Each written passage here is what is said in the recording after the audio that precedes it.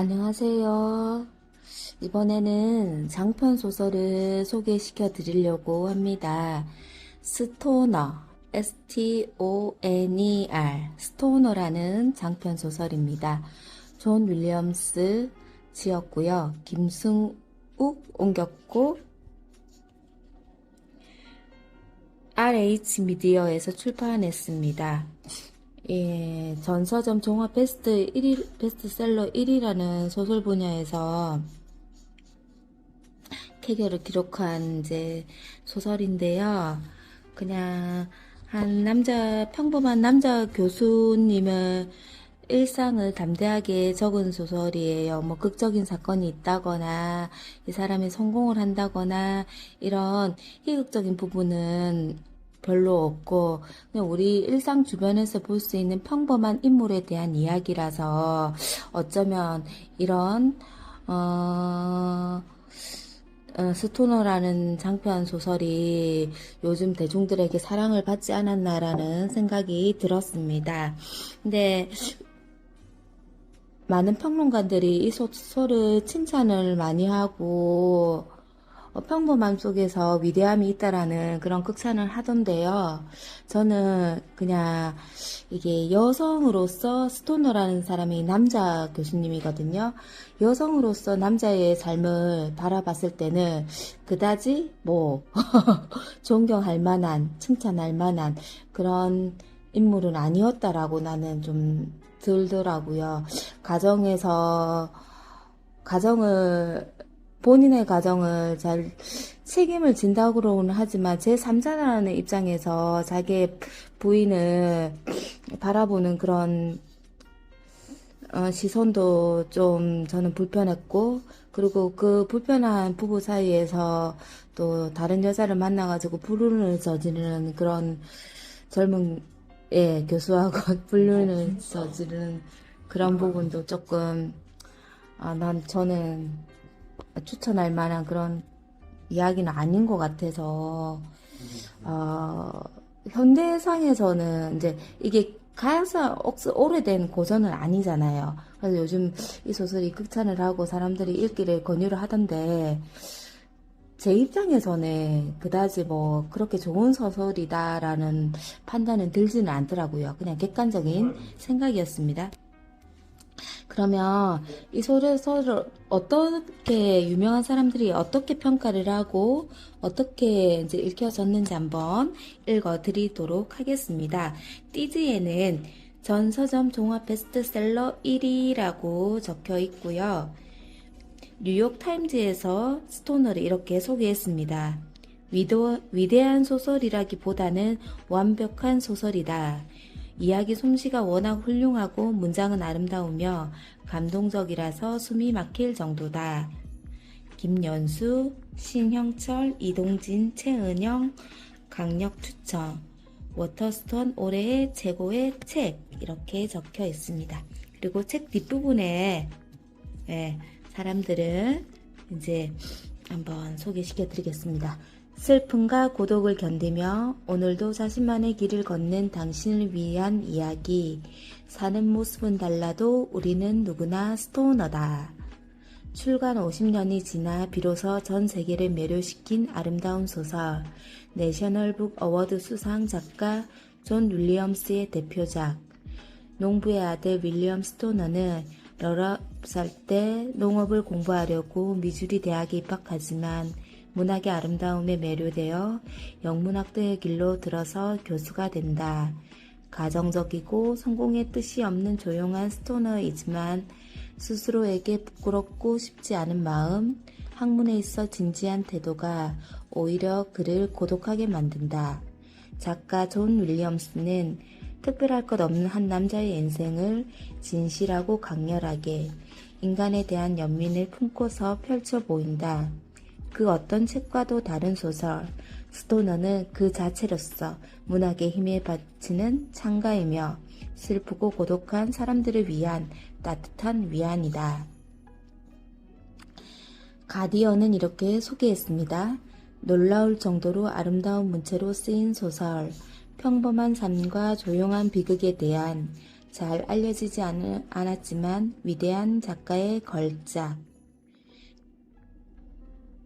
칼럼 맥켄 거대한 지구를 돌려라의 작가는 이렇게도 한 줄을 설명을 했네요. 지난 세기에 잊힌 위대한 소설 중 하나라고 적었고요.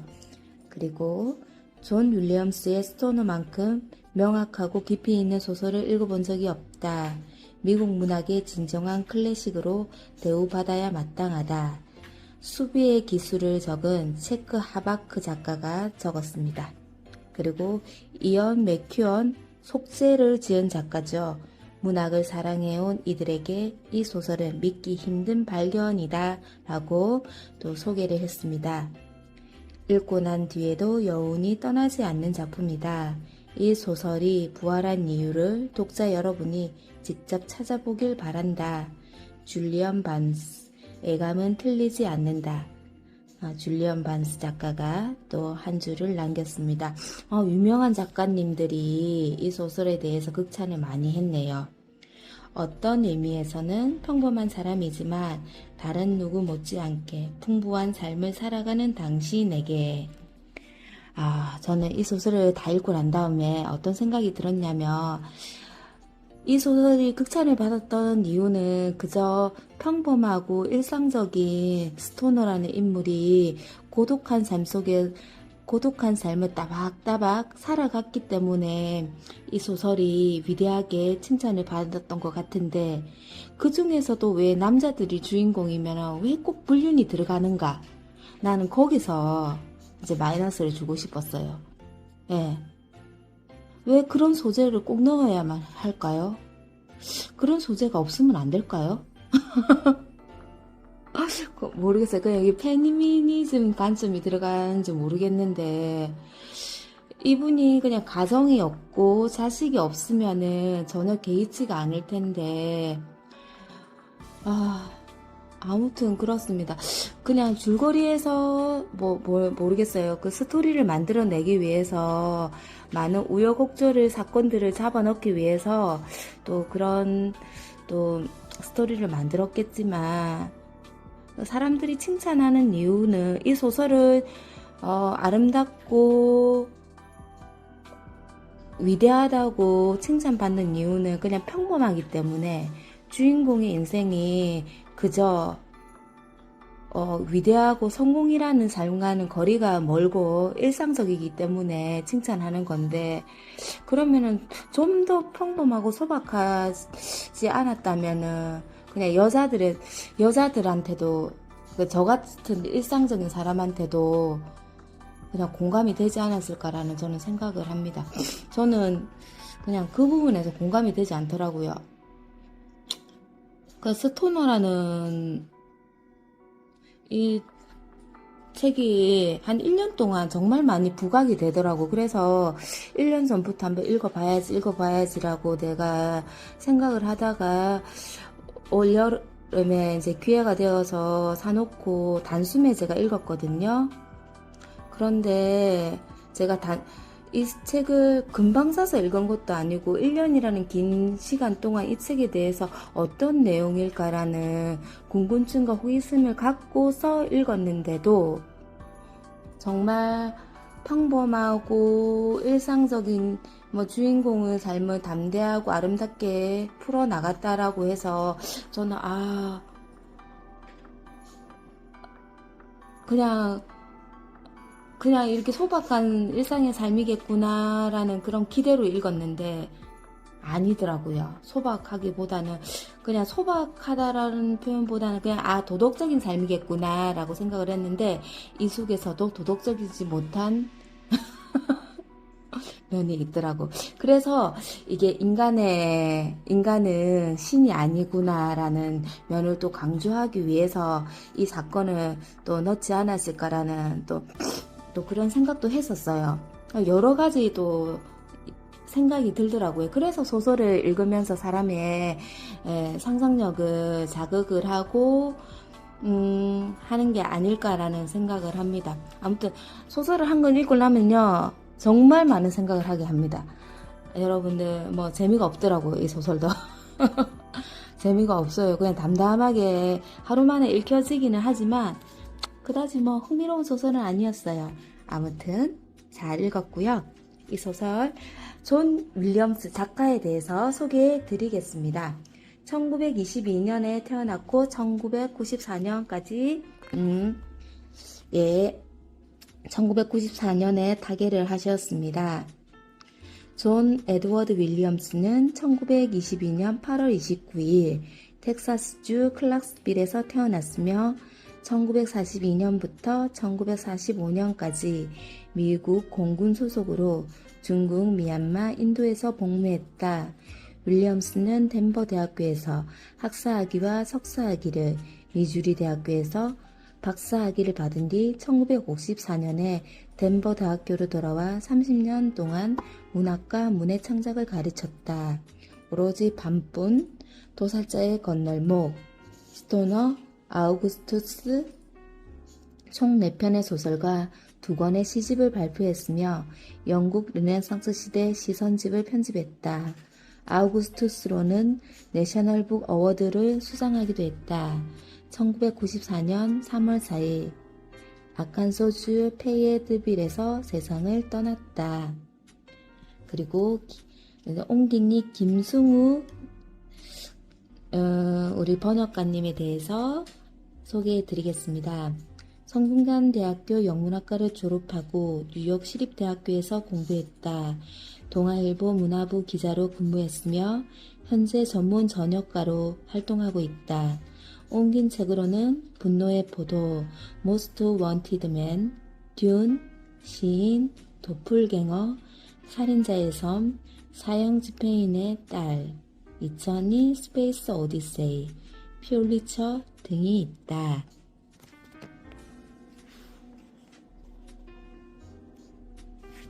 RH 코리아 이렇게 페이지를 넘기면 스토너를 향한 언론과 문단의 찬사가 굉장히 많아요. 네, 그 출판사나 뭐 잡지사에서도 뭐 언론사에서도 굉장히 많은 문단에 대해서 찬사를 했고요. 많은 작가님들도 이 책을 찬사를 했습니다. 그만큼 영향력이 많은 좋은 책이라고 반증이겠죠. 아직까지 저는 역량이 부족하기 때문에 그냥 제 개인적인 이 책에 대한 소감을 소개했을 뿐입니다. 그냥 사람들은 그 책을 읽고 많은 판단을 하게 되잖아요. 아직까지 제가 그만큼 인생에 대한 경험이 부족하기 때문에 이분들이 그만큼 찬사를 해도 저는 그 찬사에 대한 아직 그만큼의 그 지적인 영향이 못 미치는 거예요. 그래서 그까지 도달을 못하기 때문에 이만한 책일까? 그만한 가치가 있을까라는 아마 그런 의문이 드는 것 같아요. 네, 한 번 읽었거든요. 근데 지금은 뭐 당장 한 번 더 읽고 싶지는 않아요. 그다지 재미가 없더라고요. 그냥 우리 교수님이 살아가는 이야기, 일상적인 이야기, 가정 이야기 이렇게 슬슬슬슬 적혀져 있었기 때문에 다음에 이제 방학이 되거나 시간이 되면 그때 이제 여름이나 겨울 때 시간이 나면 그때 한번 읽어볼까 생각을 합니다. 그리고 저는 어느 페이지를 한번 읽어드리고 싶냐면 이 스토너에게는 딸이 한 명 있어요. 이제 그 딸이 있는데 딸도 저희 좀 편집증이 있는 우울증과 편집증이 심한 자기 부인 때문에 딸의 인생도 약간 자유롭지 못한 그 유년 시절을 보내가지고 그 딸도 조금 평범하지 못한 인생을 좀 살고 있었어요. 그리고 이제 전쟁을 겪고 막 그랬었거든요. 그래서 이제 뒷부분을 좀 소개시켜 읽어드리고 싶었습니다. 네. 346페이지입니다. 이제 16단락입니다. 전쟁이 벌어진 몇 해 동안은 시간이 흐릿하게 한데 뭉쳐져 흘러갔다. 스토너는 견디기 힘든 맹렬한 폭풍 속을 지나갈 때처럼 고개를 숙이고 옷깃을 단단히 여미고 생각은 한 발 한 발 앞으로 내딛는 데에만 고정시킨 채 그 시절을 겪어냈다. 하지만 단단한 인내심과 무신경함으로 하루를 보내고 몇 주를 보내면서도 그의 마음속은 격렬히 분열되어 있었다. 마음 한쪽은 매일 헛되이 쓰러지는 생명, 냉혹하게 마음과 정신을 강타하는 수많은 파괴와 죽음의 본능적인 두려움을 느끼며 움츠러들었다. 이번에도 교수진이 고갈되었고 강의실에서 젊은 청년들이 사라졌으며 남은 사람들의 얼굴에는 고뇌가 가득했다. 그 얼굴들에서 그는 서서히 죽어가는 마음, 모질게 마모되어 사라지는 감정과 애정을 보았다. 하지만 또 다른 마음 한구석은 그가 움츠리며 피한 그 학살을 향해 강렬히 끌리고 있었다. 그는 자신의 내면에서 자신도 몰랐던 폭력의 가능성을 발견했다. 그는 그 일에 참여하기를 갈망했으며 죽음의 맛과 쓰나린 파괴의 기쁨과 피해의 느낌을 원했다. 그는 수치심과 자부심을 동시에 느끼면서 또한 자신과 이 시대 그리고 자신 같은 인간을 만들어낸 주변 상황에 쓰디쓴 실망을 느꼈다. 매주 매달 죽은 자들의 이름이 그의 눈앞에 펼쳐졌다. 그 중에는 먼 과거의 기억처럼 단순히 이 이름으로만 기억되는 사람도 있었고 그 이름을 지닌 사람의 얼굴이 함께 떠오르는 경우도 있었다. 그리고 그 사람의 목소리, 그가 했던 말이 떠오를 때도 있었다. 그동안 내내 그는 강의와 연구를 계속했지만 때로는 맹렬한 폭풍 앞에서 등을 구부리는 것이나 질나쁜 성냥의 흐릿한 불꽃을 양손으로 오목하게 감싸는 것처럼 소용없는 짓을 하고 있다는 생각이 들었다. 가끔 그레이스가 컬럼비아로 부모를 만나러 왔다. 처음에는 첫돌이 갓 지난 아들을 데려왔지만 이디스가 왠지 모르게 그 아이의 존재에 신경을 쓰는 것 같았기 때문에 그 다음부터는 아이를 세인트 루이스의 조부모에게 맡겨두고 왔다. 스토너는 손자를 보고 싶었지만 그 말을 입에 올리지는 않았다. 그레이스가 컬럼비아를 떠난 것이 사실은 감옥을 벗어나려는 시도였음을 그는 이제 알고 있었다.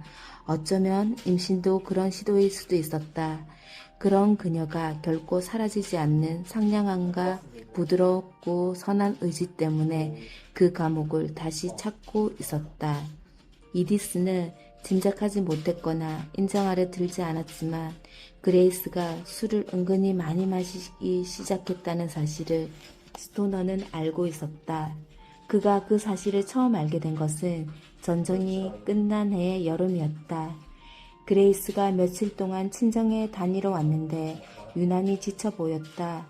눈가에 거뭇한 그림자가 졌고 창백한 얼굴은 긴장된 표정을 짓고 있었다. 어느 날 저녁 식사 후에 이디스가 일찍 잠자리에 들었을 때 그레이스는 스토너와 함께 부엌에 앉아 커피를 마셨다. 스토너는 그레이스와 이야기를 나눠보려 했지만 그녀는 정신이 산만한 듯 잠시도 가만히 있지 못했다. 두 사람은 한참 동안 말없이 앉아 있었다. 마침내 그레이스가 강렬한 눈빛으로 그를 바라보며 어깨를 으쓱하더니 불쑥 한숨을 내쉬었다. 아버지, 그녀가 말했다. 집에 혹시 술 있어요? 아니, 그가 말했다. 없을 거다. 찬장에 혹시 세리주가 한 병 있을지 모르겠지만 저는 지금 정말로 간절히 술이 필요해요. 잡화점에 전화해서 술을 한 병 배달시켜도 될까요? 되지, 당연히. 스토너가 말했다. 네 엄마랑 나는 보통 술을 안 마시지만 하지만 그레이스는 이미 일어나서 거실로 나가 있었다. 그녀는 전화번호부를 펄럭펄럭 뒤적이더니 사납게 전화기 다이얼을 돌렸다. 다시 부엌으로 돌아온 그녀는 식탁 옆을 지나쳐 찬장으로 가서 반쯤 남은 세라주 병을 꺼냈다. 그리고 건조대에서 잔을 하나 집어서 밝은 갈색 술을 거의 찰랑찰랑하게 채웠다. 그러고는 선체로 잔을 단숨에 비우더니 살짝 부르르 떨면서 입술을 닦았다. 시큼해졌네요. 그녀가 말했다. 게다가 쉐리주를 전 싫어해요. 그녀는 병과 잔을 들고 식탁으로 와서 앉은 지 정확히 자기 앞에 그것들을 놓았다. 그리고 잔을 절반쯤 채우고는 기묘한 미소를 띠고 아버지를 바라보았다. 제가 술을 좀 많이 마셔요. 그녀가 말했다. 가엾은 아버지, 모르셨죠? 그래, 그가 말했다. 매주 저는 이렇게 다짐하죠. 다음 주에는 술을 마시지 말아야지. 하지만 항상 술을 더 많이 마시게 돼요. 이유를 모르겠어요. 너 불행하니? 스토너가 물었다. 아니요, 행복한 것 같아요. 뭐 어쨌든 거의 행복해요. 그래서 마시는 게 아니라... 그녀는 말을 끝맺지 않았다. 그녀가 쉐리주를 다 마셨을 무렵에는 잡화점에 주문한 위스키가 이미 도착해 있었다. 그녀는 위스키 병을 부엌으로 들고 와서 익숙한 몸짓으로 뚜껑을 따고는 쉐리주 잔에 그 독한 술을 따랐다. 두 사람은 아주 늦게까지, 그러니까 창밖이 희뿌옇게 밝아올 때까지 앉아 있었다. 그레이스는 조금씩 홀짝거리며 계속 술을 마셨다. 밤이 점점 깊어지면서 그레이스 얼굴에 잡혀있던 주름이 점점 펴져 얼굴이 차분하게 젊게 변했다. 두 사람은 오랫동안 할 수 없었던 이야기를 나눴다. 제 생각에, 그녀가 말했다. 제 생각에 저는 일부러 임신했던 것 같아요. 그때는 그걸 몰랐지만요. 제가 여기서 도망치는 걸 얼마나 간절히 원했는지, 그것이 얼마나 저한테 필요한 일이었는지도 몰랐던 것 같아요. 원하지 않는 임신을 피할 정도의 지식은 있었으니깐요. 정말이지. 고등학교 때 그 많은 남자애들, 그리고 그레이스는 아버지를 향해 일그러진 미소를 지었다. 아, 아버지랑 엄마는 모르고 계셨죠? 그랬던 것 같구나. 그가 말했다. 엄마는 제가 인기 있는 아이가 되길 바라셨어요. 뭐 제가 인기가 있기는 했죠. 하지만 그건 아무 의미가 없었어요. 전혀. 네가 불행하다는 건 알고 있었다. 스토너가 힘겹게 말했다. 하지만 난 정말 몰랐어. 정말로. 저도 몰랐던 것 같아요. 알 수가 없었죠. 애드가 안 됐어요. 결국 이용만 당한 셈이니깐요. 제가 그 사람을 이용했어요. 아, 물론 그 사람이 아이 아버지인 건 맞아요. 그래도 제가 그 사람을 이용한 거예요. 착한 사람이라서 항상 그 일을 부끄러웠죠. 스스로 참질 못했어요. 그래서 원래 입역 날짜보다 6개월 먼저 입대해 버린 거예요. 그저 도망치고 싶어서. 제가 그 사람을 죽였다고 해도 될 거예요. 정말 좋은 사람이었는데 우린 서로를 그다지 좋아하지도 않았어요. 두 사람은 오랜 친구처럼 밤늦게까지 이야기를 나눴다. 스토너는 그레이스가 직접 말했던 것처럼 절망을 거의 기쁘게 받아들이고 있음을 깨달았다. 그레이스는 해가 갈수록 술을 조금씩 더 마셔서 공허해진 자신의 삶에 맞서 스스로를 무감각하게 만들면서 하루하루를 조용히 살아갈 터였다. 그는 그녀에게 적어도 그런 생활이라도 있는 것이 다행이라고 생각했다. 그레이스가 술을 마실 수 있다는 사실이 고마웠다. 제2차 세계대전 직후의 몇 년간은 교수로서 그에게 최고의 시절이었다. 그리고 어떤 의미에서는 그의 인생에서 가장 행복한 시절이기도 했다. 전쟁에 참전했던 사람들이 캠퍼스로 몰려오는 바람에 학교 분위기가 바뀌었다. 전에 없던 생기가 넘치고 강렬함과 소란스러움이 합쳐져서 학교의 변신을 이루어낸 것이다. 스토너는 그 어느 때보다 열심히 일했다. 나이가 많아서 이상해 보이는 학생들을 열렬하게 진지했으며 시시한 것들을 경멸했다. 유행이나 간습에 무지한 그들이 공부를 대하는 태도는 스토너가 예전에 꿈꾸던 학생의 모습 그대로였다. 공부를 특정한 목적을 이루기 위한 구체적인 수단이 아니라 인생 그 자체를 생각하는 모습. 스토너는 지금 이 시절을 지나고 나면 결코 이렇게 학생들을 가르칠 수 있을 때가 오지 않으리라는 것을 알고 있었다. 그래서 그는 녹초가 될 때까지 즐겁게 온몸을 바쳐 일하면서 이 시절이 결코 끝나지 않기를 바랬다. 과거나 미래는 거의 생각하지 않았다. 실망이나 기쁨도 마찬가지였다. 그는 자신이 끌어낼 수 있는 모든 에너지를 지금 이 순간에 쏟으면서 이제는 학자로서 자신이 해온 일을 통해 알려지기를 바랬다. 이 시절에 그가 이처럼 일에 헌신하는 태도에서 멀어지는 경우는 거의 없었다. 가끔 딸이 이방저방을 정처 없이 돌아다니는 사람처럼 컬럼비아에 다니면 그는 참기 힘들 만큼 강렬한 상실감을 느꼈다. 이제 25살인 그레이스는 그보다 10년은 더 늙어 보였다. 희망이라고는 눈꼽만큼도 없는 사람처럼 계속 주저하면서 술을 마셨고 세인트 루이스의 조부모에게 아이에 대한 통제권을 넘겨주고는 이제 분명히 넘겨주고 있음이 분명해졌다.